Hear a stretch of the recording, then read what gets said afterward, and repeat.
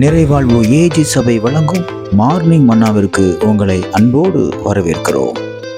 கர்த்தருடைய பரிசுத்த நாமம் மகிமைப்படுவதாக. இந்த நாளில் உங்களை சந்திப்பதில் மிகுந்த சந்தோஷம். எனக்கு அன்பான தேவ பிள்ளைகளே, எப்படி இருக்கிறீர்கள்? கர்த்தர் உங்களை அருமையாக நடத்தி கொண்டு வருவார் என்று நான் விசுவாசிக்கிறேன். பாருங்க, நிறைய நேரம் நம்ம சத்துரு நமக்கு முன்பாக வெட்கப்பட்டு போகாதபடிக்கு தலை நிமிர்ந்து நிற்பான். நமக்கு தீங்கு செஞ்சவங்கெல்லாம் ரொம்ப மேல மேல மேல போயிட்டு இருப்பாங்க. ஆனா நம்ம டவுன் ஆன மாதிரியே இருக்கும். அப்படிதானே ஃபீல் பண்றீங்க? நான் நல்லா இருக்கிறேன், நான் தேவனுக்குள்ள இருக்கிறேன், ஆனா எனக்கு வரக்கூடிய ஆசீர்வாதங்கள்லாம் ஒன்னும் வரல. ஆனா அவன் என்னெல்லாமோ தப்பு பண்ணிக்கிட்டு இருக்கிறான். அவன் வாழ்ற வாழ்க்கையே சரி கிடையாது.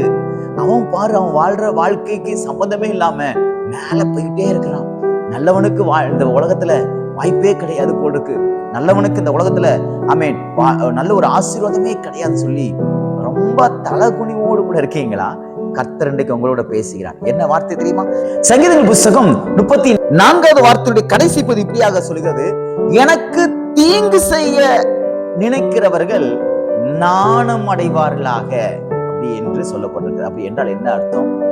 உங்களை அழிக்கணும்னு நினைச்சவன், உங்க பிராணனை வாங்க தேடினவன், உங்களை கொலை செய்யணும்னு நினைச்சவன், உங்களுக்கு விரோதமான காரியங்களை செய்யணும்னு நினைச்சவன்லாம் திரும்பி பின்னிட்டு போவார்களாம். அதான் நாணம் அடைவார்களாம். வெட்கப்பட்டு தலை குனிஞ்சி இவனுக்கு போய் நம்ம இப்படி செய்யணும்னு நினைச்சோம் பாருன்னு கர்த்தர் அப்படிப்பட்ட ஒரு எண்ணங்களை கொடுத்து திரும்பி ஓட பண்ணுவாராம். விசுவாசிக்கிறீங்களா?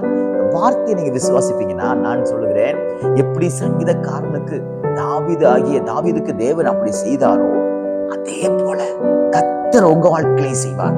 நிச்சயமாக அவனுடைய பிராணன் வாங்க தேடின சவுல், அவன் பிராணனை வாங்க தேடின எதிரிகள் எல்லாரையும் கர்த்தர் என்ன செய்தார் தெரியுமா?